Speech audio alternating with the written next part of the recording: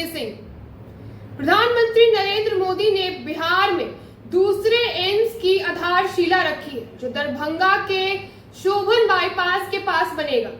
नीतीश सरकार के लिए बड़ी उपलब्धि मानी जा रही है, क्योंकि उत्तर प्रदेश के बाद बिहार ऐसा दूसरा राज्य होगा जहां 2 एम्स होंगे।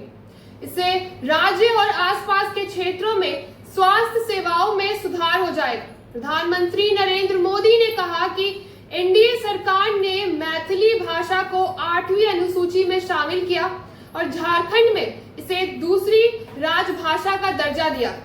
उन्होंने बताया कि दरभंगा, सीतामढ़ी और अयोध्या रूट पर अमृत भारत ट्रेन से काफी लाभ हुआ है।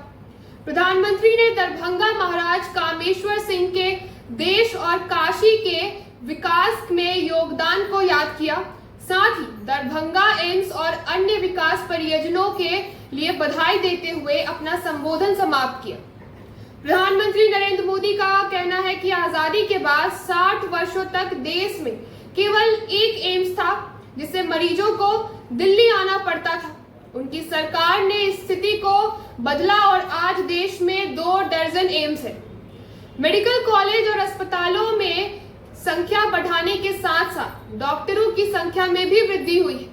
उन्होंने ये बात कही कि अब मेडिकल और इंजीनियरिंग की पढ़ाई मातृभाषा में संभव है, जो कर्पूरी ठाकुर को सच्ची श्रद्धांजलि देती है। सरकार के इस निर्णय से गरीब, दलित और आदिवासी युवाओं को डॉक्टर बनने में मदद मिल रही है। उन्होंने ये भी जानकारी दी कि मुजफ्फरपुर में कैंसर का एक बड़ा अस्पताल है और बिहार में जल्द ही नेत्र अस्पताल भी बनाए जा रहे हैं। पीएम मोदी ने आयुष्मान भारत योजना की उपलब्धियों गिनाते हुए कहा कि इस योजना में लाखों गरीबों का मुफ्त इलाज हो रहा है। इससे गरीबों की सेवा लाख करोड़ रुपए में हो रही है। अब 70 साल से ऊपर के बुजुर्गों को भी इस योजना के तहत लाया जा रहा है, जिससे बिहार में मुफ्त इलाज की सुविधा शुरू हो चुकी है। जल्द ही सब बुजुर्गों की आयुष्मान योजना का कार्ड में उनका नाम आ जाएगा और इस चीज का वो भरपूर लाभ उठा पाएंगे। प्रधानमंत्री का कहना है कि दरभंगा में एम्स का निर्माण बिहार, बंगाल और नेपाल के लोगों के लिए फायदेमंद होगा।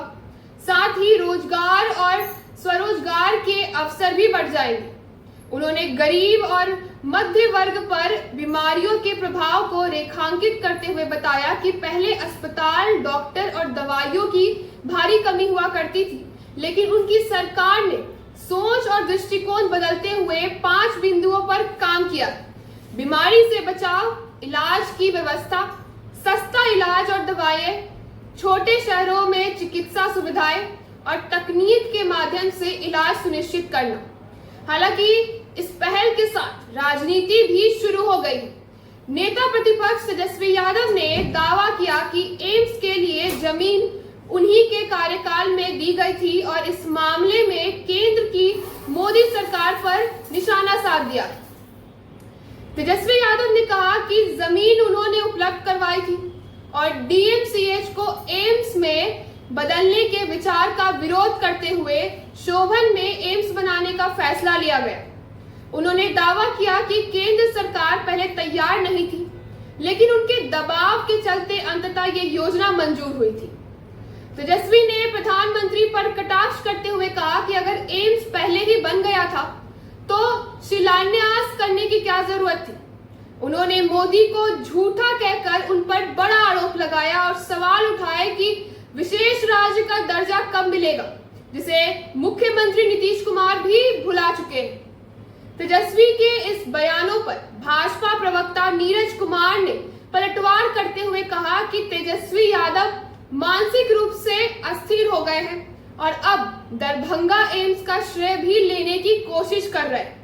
उन्हें याद दिलाया गया कि इस परियोजना की घोषणा प्रधानमंत्री नरेंद्र मोदी ने 2015 में की थी और तेजस्वी तब इसका विरोध कर रहे थे।